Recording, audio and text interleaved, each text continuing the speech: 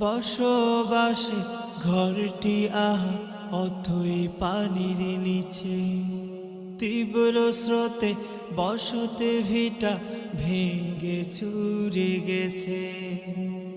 বসবাসে ঘরটি আহা অথই পানির নিচে, তীব্র স্রোতে বসতে ভিটা ভেঙে চুরে গেছে। দুর্বিষহ কত জীবন পরিস্থিতি বিভীষিকাময়, রহম করো রক্ষা করো ওগো দয়াময়, রহম করো রক্ষা করো ওগো দয়াময়।